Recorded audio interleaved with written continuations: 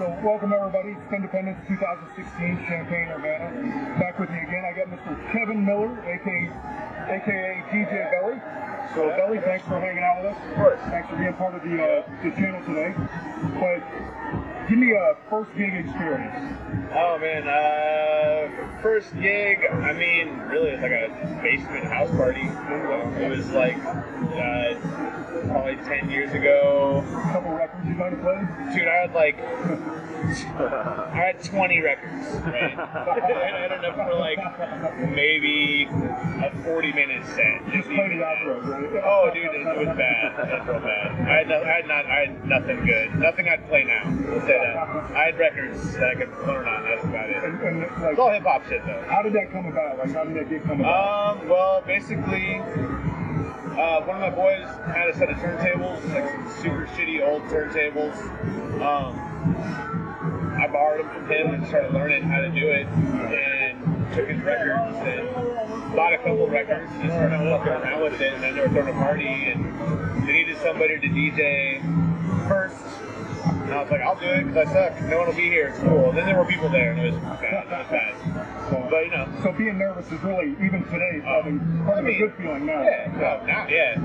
Oh, for sure. Yeah. It's a little bit easier now that I know a little bit more what I'm doing. Yeah. So are you from Champaign, Urbana, or did you grow up somewhere else? Grew up here.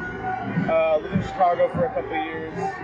Ended up back down here just because Chicago's expensive as hell. I can't hang. It's a little bit congested. Yeah, I mean, really the main reason for that is like, it'd take me like, if I wanted to go like pick up my paycheck, go to the bank and like pay a couple bills, it'd be like an 8-hour mission in Chicago. Exactly. And it's probably only about 5 miles trip. Here it's like a little bit more chill. But yeah, I don't know, here's also a little bit easier for me to work. You know, I can work here as a DJ, no problem, and like, you know, have 4 or 5 nights a week I'm out playing, if not more, you know, so it's a little bit easier than Chicago in that aspect. Looking back in the mirror, what would you say to yourself what's a way to get exposed or get out there? Because you hear that questions like, oh, I can't get exposure because I can't play, because nobody will let me in. No, I mean, so with that, like, all you gotta do is like create your own avenues to play. You know what I'm saying? Like, if you want to play, then when you can't find anywhere to play, next time you're looking to rent a house or something, look for a house you can rent with some buddies that has a space you can throw a fucking party in, and throw some fucking parties. Or, you know, like, get a homie to throw some parties, you know? Go out there and, like, play open decks whenever you can, or if anybody has them. Like, you know, find spots, create spots, like, throw your own parties and stuff, you know? Like, people will, if you can prove you can bring people somewhere and they'll spend money, you can throw a party, you know? Wherever. Exactly. And like, so how would you say would be a good way to kind of, for those young kids to expose themselves to people, to be able to, if they do get an opportunity at a house party or whatever, to bring kids in? I mean, it's just, you know, it's one of those things, especially with the internet being a thing, like, it's easy to find that, like, local community of people who are into the same type of shit you're into. You know what I'm saying? Like, there is, like, a local community page for electronic music or, like, hip-hop in, like, any city that I know of, you know. I know there's one. So, you know, go on there, engage in conversations on that page, like, engage with the people, you know, who are already on it and who are doing shit, you know. Then you're known by those people, then eventually a spot will pop up where, you know, you get a chance to do your thing, you know, and then if you already, you know, have engaged with those people, like, maybe some of them will come and support, check it out, you know, you're new, you know, like, you know, there's ways to do it. Just, you know, just do. As long as you're doing it, something, if you're doing something, it'll end up working out. Yeah. Just not doing anything is what's going to hit you in the ass. Yeah, you just kind of mentally beat yourself up. Yeah. You're not making it fun. Yeah, you know, sitting there being like, why isn't anybody booking me isn't going to get you booked. You know, just start, you know, go around and, I mean, a lot of people listen to music on their phone, you know what I'm saying? Like, and like, for me, I know I'm not the only person who does this. Like, if I find an artist I'm digging, or like I'm driving in my car, I'll throw the aux port on, pull up that artist SoundCloud, just play through with all their shit, you know, and just listen to it that way. Like, it's definitely good. You need to have your shit accessible so people can see it, you know, like, because here's my thing, like, say, you know, I'm DJing like a Friday night, so where I can do like an old school hip hop set, you know. So if someone hears me and they're like, oh, that's dope, we really like you, where can we check out your shit? I can point them online to my Mixcloud account or my Facebook page, either one, you know, or my website, you know, like, hey, go there, there's like 15 hours of me doing that, you know, and doing that other stuff, me doing other shit too, you know, like, so. It's kind of like a virtual. Yeah, because then when like you have that going on, like you have shit that you spend an hour on is gonna be working for you online, as if you were playing a set, while you're sleeping, while you're chilling out with your home, whatever, you know, like, it's good. You definitely should have like content. I mean, a lot of people, you know, can like play music and are pretty dope with that, but like if you look around, anybody who's like really doing it in any kind of a capacity that's like getting them anywhere has content. One way or another, you know. Speaking of which, I want to let you guys know watching, Billy's actually got a couple singles, a couple, I don't want to short him, but he's got some singles out. Oh yeah. His footprint is that dubstep. So, bass music shit. What kind of gravitated you into like maybe the production side and getting some stuff out? Why did dubstep become such a heartfelt thing for you? Well, it was interesting because like when I first started learning to make beats, like I was doing like a lot of hip hop stuff.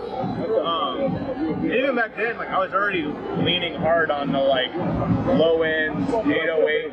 Yeah, the bass shit's what gets me. Like that's why when like all the dubstep started getting all like in the mid range EDM growly shit, I was like, nah, that's not why I like it. No, but I was already into hip hop and that kind of like dark. I always liked dark beats like that anyway. So when dubstep came out, all of it, a lot of it that I liked was all like real dark and real heavy and like those minor keys and like kind of menacing and aggressive, and like I always liked that shit. And then like getting into it, since I already kind of was dabbling in making beats, I started like kind of just like seeing like how I could do it kind of in that fashion.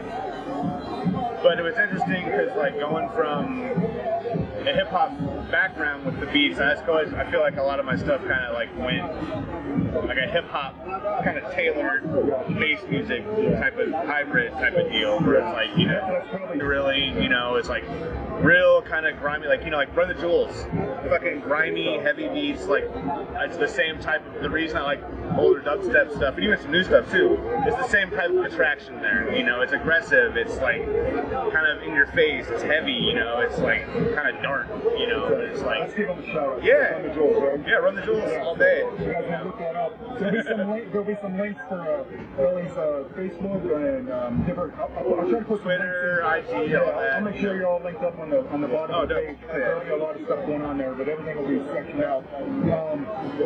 Like, you know, Cosmo and Doug, like they do their thing. Like their parties are always dope. I love playing any of them. Those guys, they throw badass parties, you know. But do you take requests? If it's good. Good answer. No, I mean, okay, so like. Let's talk about that, because there's probably kids out there who done a gig and he got overwhelmed by requests. No, it's easy to do. Because even like if you, so like, it'll be nice for like, all people come up making requests, and like, eventually if it keeps happening and happening and happening, it gets to a point where like, you can't even concentrate enough to like mix the next track in. So you kind of gotta like handle it and know when to tell people to just fucking wait. Yeah. But okay, so if it's like someone, if I'm playing a bunch of old school hip hop, you know, and someone comes up to me and is like, oh, you know, can you play like They Reminisce Over You? I'm like, bet, that song's the shit. I will fucking totally play that shit.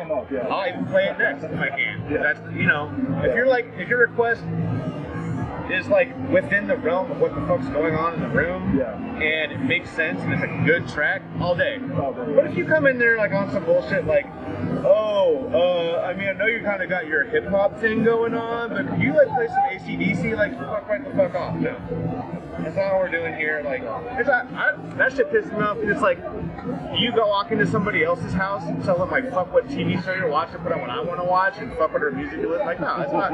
Like, every venue. It's like every venue is like someone's house, like a fucking, they hire people to be there and do what they do. Trust them to do what they do. And that's it. Ask her to fucking play Led Zeppelin. No. But I would like to see that. Now that I've said it, that might be a good special. Great. No, all day. I'm just gonna get the dope.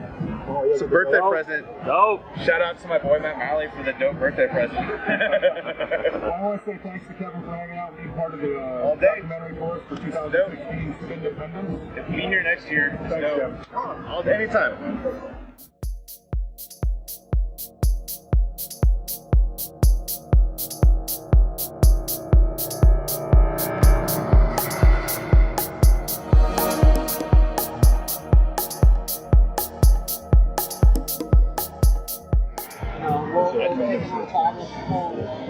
Slide out. What kind of support that? No, it's pretty dope in there now. Dope. Yeah, let me zoom it out. Yup. It'll be good. Recording on camcorder? Yeah. Fucking Filming it. broke the leg. Alright, it's Shout it out. You guys leaving? I guess so, yeah, right now. Cool. See that right there? That's great. She's leaving early. Yeah, whatever.